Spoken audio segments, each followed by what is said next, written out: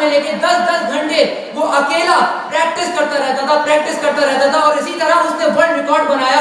5 साल तक consecutive 566 matches में वो विनर रहा। जी हाँ, मैं बात कर रहा हूँ जहांगीर खान की। उस स्पोर्ट्समैन जैसा पैशन मुझे और आप सबको अपने एक टीचर में नजर आता है। ये वही टीचर है, जी हाँ, द मुन्ना भाई ऑफ MHA। आई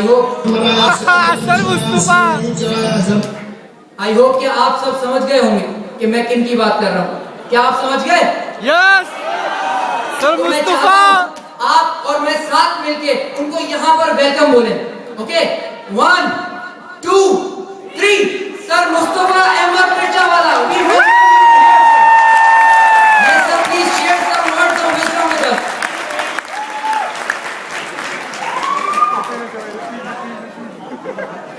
बिस्मिल्लाहिर्रहमानिर्रहीम। सबसे पहले तो इस इवेंट को देख के मैं अल्लाह रब्बुल इज़्ज़त का शुक्र अदा करना चाहूँगा कि अगर ये अल्लाह ताला की रहमत ना होती, करम ना होती, तो आज मिर्जावाला यहाँ ना होता।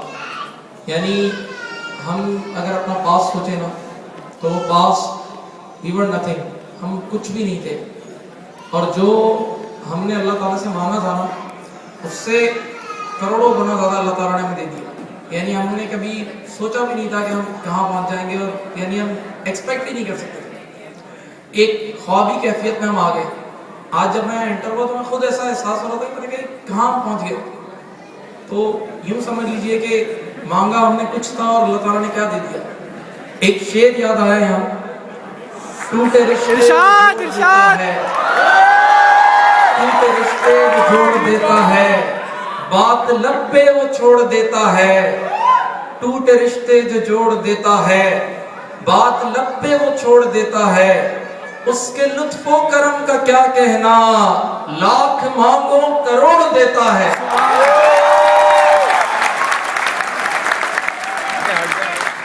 सेकेंडली, इस सक्सेस का क्रेडिट मैं अपने पेरेंट्स को दूंगा, क्योंकि अगर उनकी दुआएं ना होती और उनका सपोर्ट ना होता तो आज हम यहाँ ना होते। और कभी भी हम अपने पेरेंट्स के एहसानात को रखना नहीं दे सकते। देन उसके बाद गैदरिंग 99% लोग यूथ हैं, यंगस्टर्स हैं। तो मैं यंगस्टर्स के लिए कुछ मैसेज देना चाहूँगा कि ये जो आपकी राइट नाउ एज है ना, इस एज में आपकी एनर्जी पीक पे है।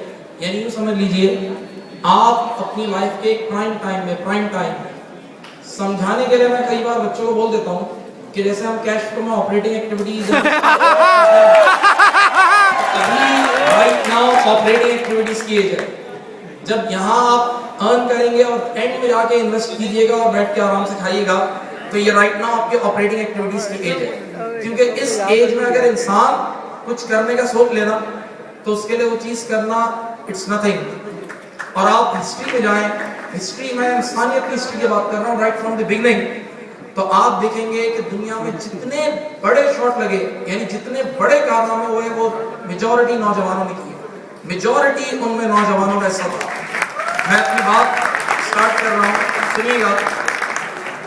इब्राहिम अलैहिस्सलाम से, इब्राहिम अलैहिस्सलाम के हिस्से से मैं बात स्टार्ट कर रहा हूँ। बड़े जलील कदर पैगंबर थे, अब्बुल अंबिया उनको कहते हैं, जद्दुल अंबिया कहते हैं। यानी इतने बुजुर्ग हस्ती थी कि उनकी नस्ल में से अल्लाह ताला ने मोर देन 10,000 पैगंबर्स भेजे। इतनी बड़ी हस्ती थी। अब जब उन्होंने अपने दौर में अपना काम स्टार्ट किया, तो वक्त के बादशाह नमरूद के खिलाफ आवाज उठाई। ये एक बहुत बड़ा उनका काम था। तो मैं आपको एक दलील देने के लिए बता रहा हूँ कि उनकी एज जवान थी। उनका जब अपनी कौम से कॉन्फ्लिक्ट हुआ ना, तो कौम बादशाह के पास गई और जो अल्फाज कौम के लोगों ने बोले वो कुरान पाक में कोट हुए हैं।